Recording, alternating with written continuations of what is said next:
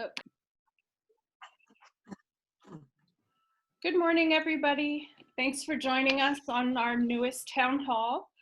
Today we're going to be talking about keeping the faith at a social distance. So I know a lot of times this quarantine can be really difficult on people, especially extroverts, but it is hard for introverts as well. And I just wanted to kind of reach out to everybody today, bring in leaders of faith, and kind of just talk about how we can keep the faith while we're at home in quarantine and not able to really see our families and hug our families and be involved physically at our churches and our places of worship. So I'd like to introduce our panel, I guess, my special guest. So we're going to start with George Scott. George, if you could just introduce yourself to everybody. Sure, I'm George Scott. I'm a Lutheran pastor, and prior to that, served 20 years on active duty as an intelligence officer in the Army.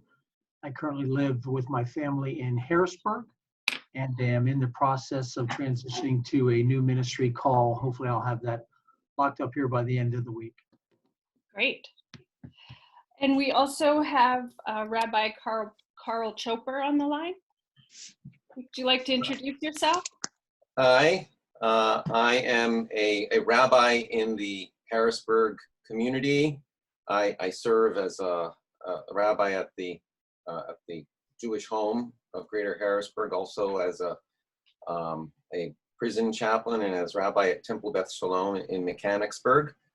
And I'm a Reconstructionist rabbi, graduate of the Reconstructionist Rabbinical College, and that grows out of the conservative movement. Okay. And finally, we have Imam Taha Adeseun. Did I say that right? Yeah, for the most part, yeah. Great. For the most part, I'm sorry. Would you like to introduce yourself? Yes, my name is Taha Adeseun. I'm the Imam at the Islamic Center of Pennsylvania in Mechanicsburg. I've been a teacher at Al-Huda School also in Camp Hill for a number of years, and I've been active in community outreach for over 10 years. Great. And I want to thank you all for joining me. I really do appreciate it. I know this is definitely going to be one of the more powerful town halls I think that we've done. So just to get us started, really this kind of came out of trying to find ways that we can combat the social isolation of quarantining and how we can stay connected to our faith and our neighbors, friends, and families.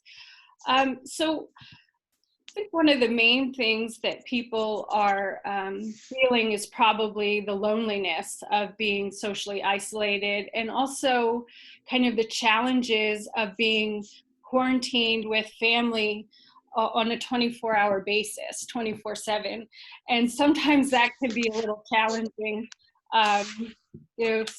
Any given day, you don't care that there's a shoe in the middle of the floor, but all of a sudden now during the quarantine, it becomes like a major issue.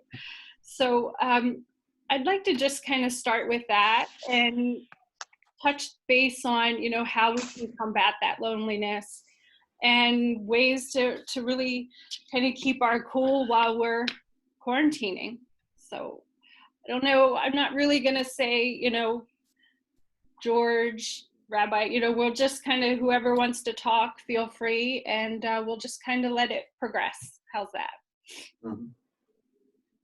Okay. Well, I would say, I would offer that the blessing of the age that we live in is that we have tools like this and social media and all kinds of communication, which if you think back to 50 years ago, none of this was available. And so imagine if we were being isolated and quarantined then, how difficult that would have been. So in some ways it's easier now than it would have been. And yet because we're so used to being connected and in community, it is difficult. There's the electronic sense of community is certainly not as strong as the physical presence. And so figuring out how to navigate that is really one of the challenges, not just for leaders of faith communities, but for every community.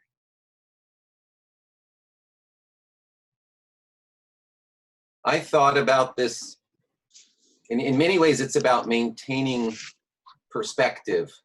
And two ideas that came to me as I was thinking about it is our Sabbath and sanctuary.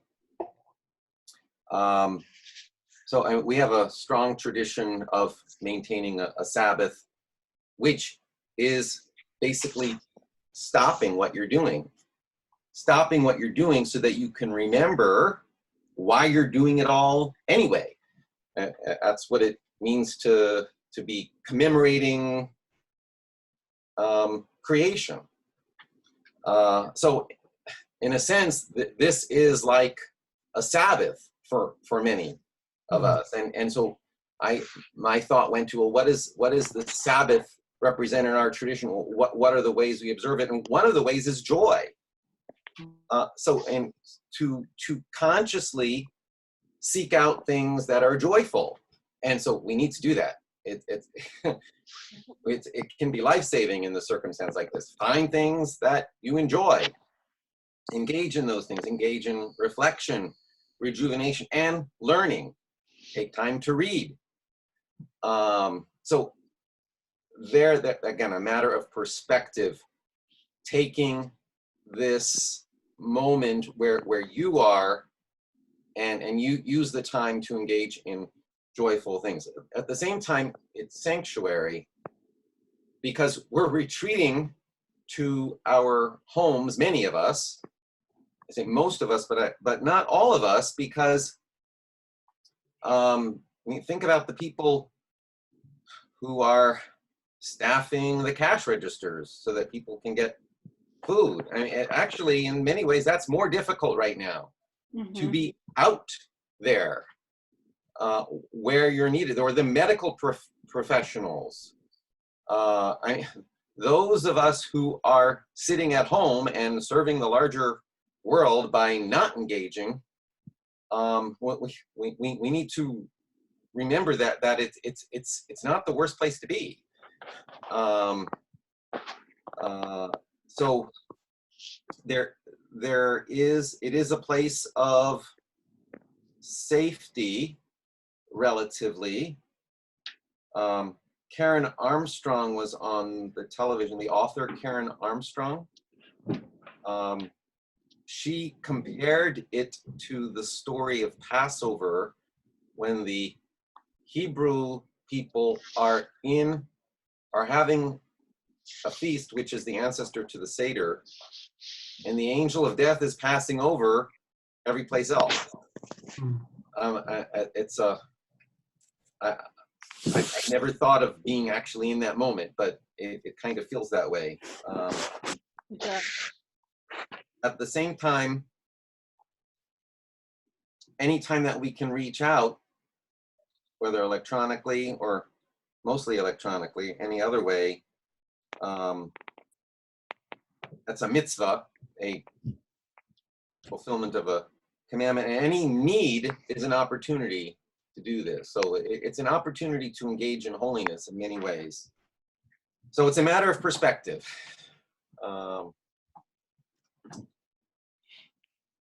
Agreed. I'll leave it at that. Taha, would you like to add anything? Yeah, I think my colleagues have said some great things. Obviously, we're learning new ways to communicate with each other and get that social experience. I think also it's extremely important during these times. It's a moment for us to kind of begin to see who we truly are as individuals, because you see your own behavior. How do you interact with your children and your spouse or anyone living with you? You get to see, what are their tendencies, because during the day in a regular busy week, you may not pay attention to a lot of things that are going on. A lot of leaders or religious leaders have encouraged taking, this is a moment to benefit with your time spiritually in ways that we may not have been able to in other situations. A time to teach read things with your family, practice things with your family that you may not have been able to, reinforce things, and most importantly, It's a time to really reflect on your relationship with your creator, to build that relationship with the loneliness. Definitely it's always encouraged to complain to someone who can answer, and who is a better answerer of our problems, who is a better protector than the being who is the creator of the heavens and earth. So this is a really important moment to build that bond, with your creator, and begin to kind of release that stress in an avenue that will make you a stronger person. Yeah, well said. And I was thinking too the other day, someone had put a post on about spending time with their kids, and it kind of prompted me to think, most in our everyday lives, everybody complains that they don't have enough time to spend together, that everybody's so busy going their different ways, and life sort of has a way of passing you by. And how this moment, for those of us who are able to stay healthy, is really sort of a gift in a weird way, because we now have the time to spend time with our kids, watching them learn, or just doing fun things. Having that time with your spouse that you wouldn't normally get because you're both working full time, then you come home at night and you're exhausted. And you've got really unlimited time to make calls to people that you haven't spoken to in years. Time just goes by so quickly. And I think about how long it's been since I've seen someone or talked to someone, and it seems like it was just yesterday, when in fact it's been years. So I think, as George had mentioned, the technology that we're gifted with today is really helping us bridge that gap. And the time that we have on our hands is really special. And I think, we should all be using that and looking at it in that way. Just when are you ever going to have this opportunity to spend so much time with people you love? So. Yeah, I would add to what was said by Carl and Taha by lifting up that this is time of trial certainly is a time of opportunity, and it is appropriate for us to take advantage of that opportunity. At the same time, particularly as faith community leaders, and as leaders really in any walk at this point, we have to recognize that this is a time of great anxiety, and in some cases just fear and even threat, a physical threat, of course, in terms of the virus and what it's doing to those who are affected by it. Mm-hmm. And then on top of that, we have the fear and the anxiety caused by the temporary suspension of our economy. And my wife is a small business owner. She stopped her operations a week ago Monday and is not sure when she's going to go back. So as that income goes away, and it's for workers throughout our society, there's a lot of anxiety about that. And so for me, it's an opportunity as well, I think, for all of us to remind people that in times like this, we can find strength in community. And I think, as Taha said, we can also find strength in prayer and in reflection, or as Carl said, doing some more devotion and returning to reading the sources that are important to us. Mm-hmm. I'm also reminded of the fact that that at least biblically, there's this message of our faith does not guarantee that we're not going to be in times of trial. What it does say, though, is that we will never be alone. And so I think that is a big part of the message, that God is always with us during times of trial, and that presence of God is often felt through others. And so we can be God to others in moments like these. Yeah. And with most services being canceled, how are people able to stay connected to their faith during these times? Because like I said, most services have been canceled just because of the social distancing. Do you know of anybody holding those things online? Are they able, is there an avenue where people can reach out to their faith leaders? How do people manage that portion of it right now? Well, from our center, we have services for the 5 daily prayers that we observe, and those we had to suspend, until everything becomes clear or safer. So everyone is encouraged to continue praying, obviously, at home.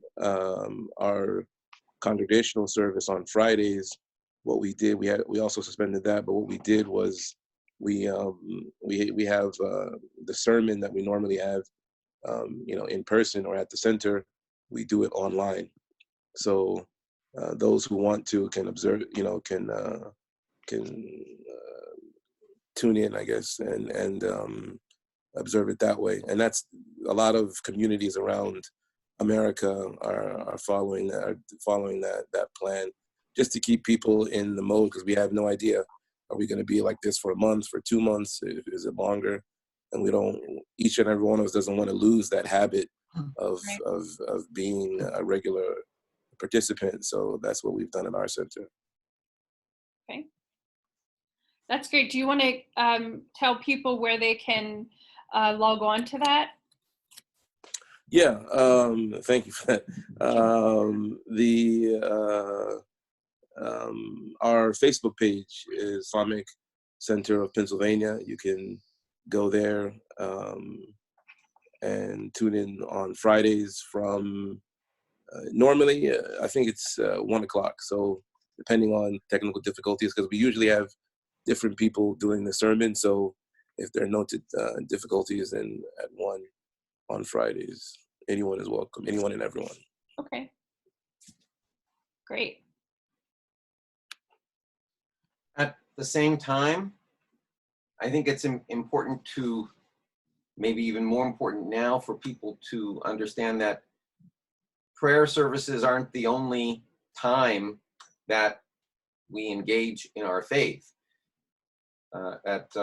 We engage in or can engage in our faith at any moment, and through so many other things that we do. And I'm not at all trying to minimize religious services or prayer. I had a teacher who said that it's the difference between like dew and rain. That in prayer, like it's more like you're perhaps much more aware of what you're engaging with, but reaching out to others is a form of prayer. It can be done as a form of prayer. There is so much need at this moment, as George was saying. There's so much need right now, which means there's that much more work to be done, even if you can't physically be in someone else's presence. So there are many opportunities to engage devotionally under these circumstances.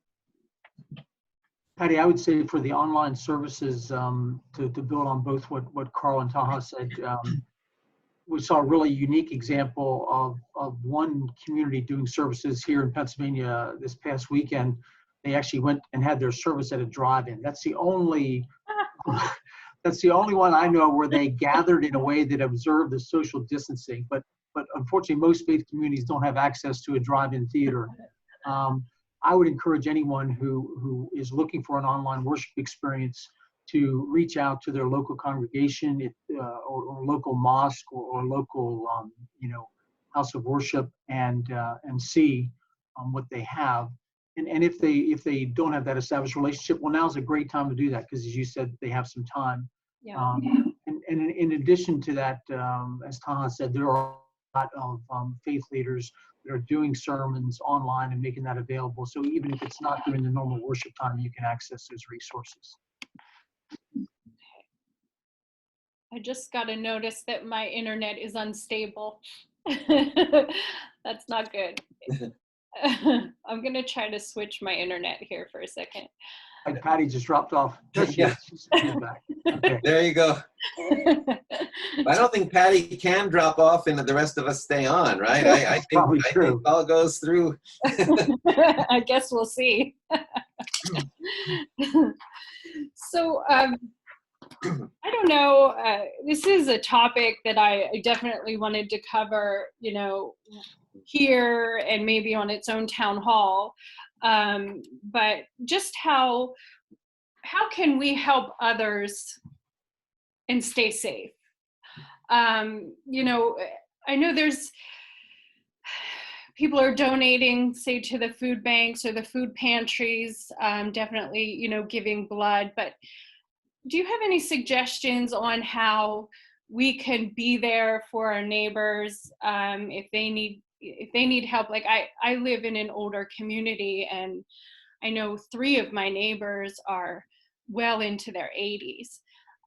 So, you know, they're definitely at high risk, and they've still got to eat. They've still got to, you know, do all the things that we have to do. So for people who just feel that desire to help others and make sure that they are being safe and taken care of, are you all doing anything, or do you know of anything that people can step in and help others in a way that keeps them safe?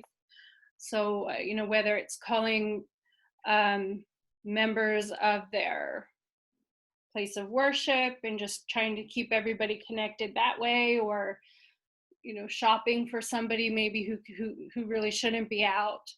Are you all involved in anything like that, or do you know of anything that people can join in on? I'll lift up a couple things that I know of. One is there is a kind of an organic movement of folks across the nation who are trying to help the shortage of face masks. And so, for example, my wife is joining that movement, and she is making these homemade face masks of cloth, and then has had folks ask her to send them to them, and because there's a shortage, you just can't get these. And so you can go online and find out the instructions of how to do that and joining that movement. That's one way. As I think Carl said, you know, each of these acts is a way of worship. It's an act of giving praise to God when we help our brothers and sisters in need. I know locally here in Harrisburg, there's an effort by the Harrisburg Police Department and the Harrisburg School District to hand out food. I just was involved with that yesterday, and that's happening again. I'm looking here on Friday, this Friday from 4 to 6 p.m. They're going to be distributing food at 6 different schools, and I can share that information with you, Patty, so you can put it out to your networks. But any way you can offer your time, you can offer your talent, you can offer your treasure. Those are all acts of service which serve both God and God's people. And Yeah, those are great suggestions, and thank you for sharing that with us. On our side, we have a food bank, and there's another food bank in Steelton at the Islamic Center of Greater Harrisburg. Eagle Martial Arts, which is an affiliate of our center, has offered to help anyone. Like, really, I think this time is a time where you really have to utilize who you know, because a lot of people, if they don't know who you are, they'll be afraid to take anything from you, afraid to get close to you. So through word of mouth or through these different social media avenues, for example, that martial arts center, they are offering to go and buy groceries for anyone who needs it, or to help financially. A lot of our centers around the Harrisburg area have offered financial assistance for anyone who needs it. And I'm sure we've all seen different like web pages or different advertisements for that kind of help. So I guess it's a unique way that we have to try to continue to help people, and it's a great, one of the greatest forms of worship is to help others, but find, those unique ways of getting the word out so that they can trust you. And I think once people trust you, then, the avenues are even more, because now you can actually go do things. And in our neighborhood, just for example, I'm not 100% sure if this is what happened, but I went out with my kids they were, bored of being in the house, and we took a walk. And then within that, I don't know, half an hour, 45 minutes, I saw a lot of different families come outside. So sometimes just doing one act that people can see builds a sense of, okay, I can do that too, or I can trust that person in doing it. So if we all are a little bit active visually, maybe they can tune in. I'm sorry, I'm using my phone, my laptop. My daughter needed it for something, right? So that's why it's shaking all the time. Oh no, you're good. Thank you. One practical religious teaching in Jewish tradition is simply to start with the people right around you.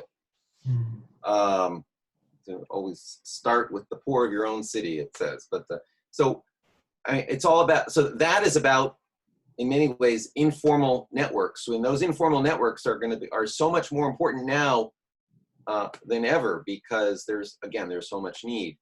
So just so you mentioned your neighbor, and I think you said saving face also, preserving dignity as well as providing for material needs. So, partly it's how you frame it. I mean, if you are going to go shopping for yourself, make sure that that's emphasized. Call them up and say, hey, I'm gonna go, I need to go do some shopping for myself. Do you need anything? I can pick this up for you. I can pick that up for you. I'm going anyway. Yeah. And then encourage everyone around you to do the same thing. We need to stop and look around ourselves. Who is just on the other side of the street that we need to reach out to? The other thing is, it's a good time for each of us to ask, what are our particular gifts, our particular skills that we have to offer? So there's someone in the Jewish community, for example, who reached out to me because he and his wife in particular are really good at technical things, at computer things. So I mean, they've been donating equipment to nursing homes so that people can reach out remotely, so that the families of these people who cannot visit at all can visit remotely. And he's been working by telephone with the people, with the staff in the homes, to get these pieces of equipment connected in the right way, so that the elders, mostly elders in those homes, can be engaged in the same way we are engaging right now. Yeah, that's a great point. We do all have our own gifts, and to us they probably seem not so special because they're us and we've had them all our lives. But it is important to think who we could be helping with those. And now especially, just something as simple as that, right, is a huge gift to those people, because they have no contact whatsoever at the moment. So yeah, absolutely. So I see David and Kathy are on as well. And I didn't know if you, either of you had questions or suggestions, wanted to add to the conversation. Definitely more than welcome. Chime in. Well, I guess this is David. One little thing that I belong to a small group of people who sit in meditation together. Since we can't get together now, we sometimes set certain times that we can sort of, I don't know, virtually is the right word, but that we can all sort of be together without being together. Right. As if we were, the communal experience, there's sort of more power, more sense of connection when we're all together. So we can kind of keep that bond even over distance by committing to a certain time and having an intentional act that we Right. all do. Yeah, that's a great idea too.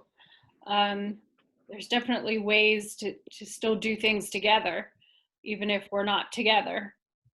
So yeah, that's a great point. That's about being together at the same moment in time. It's thinking in a different dimension, the shared time rather than shared space. Right. Yeah. That's, again, in terms of a set, in Jewish tradition, in terms of a set Sabbath, that's one of the aspects of the Sabbath being a palace in time as opposed to in space.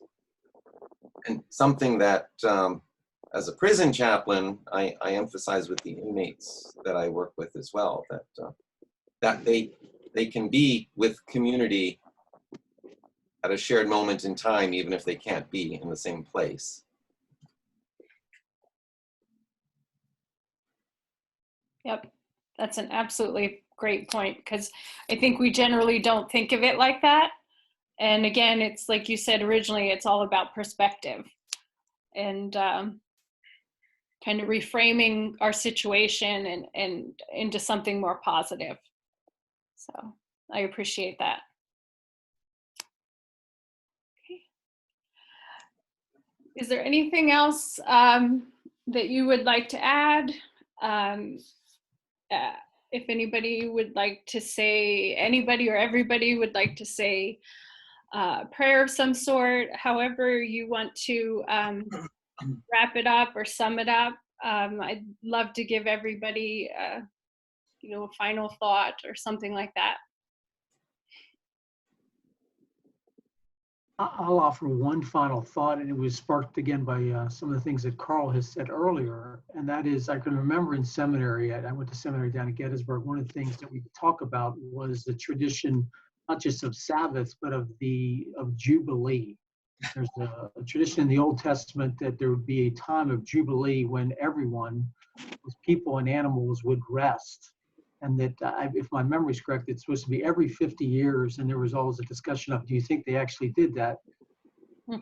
In a strange way, not to make light of this time, because this is a time of fear and anxiety, but Yep. as I think Carl introduced at the beginning, this can also be potentially a time of Jubilee, a time for us to set aside our daily labors and really rest and remain in our relationship with our community and in our relationship with God. And so I'll just offer a very short prayer from my end and then pass it off to others. Gracious God, we thank you for this time together. Thank you for this conversation. Thank you for Patty bringing us together. And we ask that your presence be felt strongly throughout our community in this time of anxiety and need and fear and illness. Help us to trust in you and in your constant message to not be afraid and to know that you are with us always. In your holy name, amen. For me, I think the final thought I'd like to leave myself with, and you all and the listeners, that everything is about perspective, and we can look at this as a terrible time, or we can look at it as a time to count our blessings of what we have, and maybe it's a time for us to see certain blessings. Maybe even the pandemic itself, we may have thought that this would never happen to first world countries, and now we're even seeing that if an affliction, if something is to happen to us, there's a belief in the Islamic tradition that if something is going to happen, that God is going to make sure that it happens, whether that be an affliction or a protection. And then if we return to God for protection, then he will definitely protect us, and that we should take everything with as was already mentioned, prayer and patience. That if we are able to be patient during the time, we'll be rewarded, whatever. Even if, in a worst case scenario, a person has to go through this sickness, that if they're able to be patient during it, then they will be rewarded for that patience.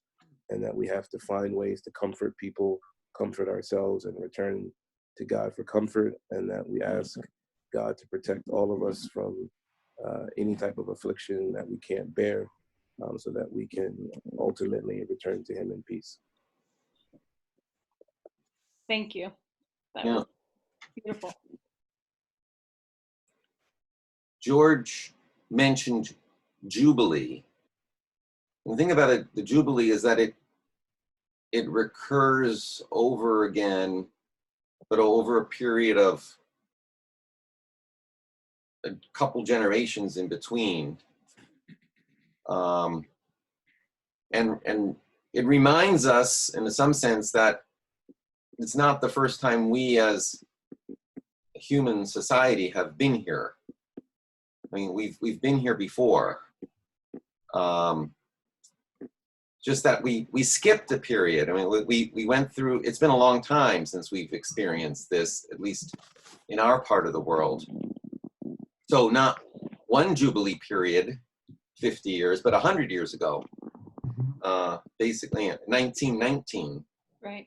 I remember my grandmother, who died in the 1970s, telling me that her father, during the 1919 epidemic, set a barrel of Lysol in front of the door so that everyone had to wash their hands before coming into the house. I don't know exactly what this formula was, this Lysol, what exactly she was referring to, but it reminds me, I was reminded recently that in our own family we had these stories of at least this story of the 1919 epidemic. We have been here before. And maybe there is some way of taking this frailty that we are now being reminded of and offering that up, offering the feelings of anxiety around that up as a prayer of appreciation for community. All of a sudden we understand the need for community because it's one of the things that's hardest to sustain at this moment. So as a prayer, I simply point us to gratitude for each other, and for the teachings that come down to us through the generations. And gratitude to you. Thank you for putting this together. Thank you for helping me with it. It was really important to me to do something like this, and just to kind of touch on your sense of community. You know, we have become so fractured, our communities, and we have become so siloed. It's become an us versus them society, and that really breaks my heart. And I'm hoping that in some way this pandemic that we're going through really reminds everybody that we are all on the same team, that regardless of what faith, regardless of what political party, race, gender, sex, whatever, regardless of all the labels that we put on each other, we are all the same. And I really hope that the sense of community and the way that we're all taking care of each other right now continues past this pandemic, and we come out on the other side stronger than where we've come from, and that we can heal from this. And that's my hope. So I really appreciate you all being here and for doing this with me. And you know, for everybody out there that's listening live or is going to hear back the recording, you know, just reach out to somebody you love today, reach out to somebody you haven't talked to in a long time, and just touch base and say, you know, hey, I was thinking about you. I hope you're doing okay. So, all right. Thank you. Thank you, Patty. Yeah, Thank you. Thank you for Appreciate having it. us. Have a good day. Thanks. Thank you.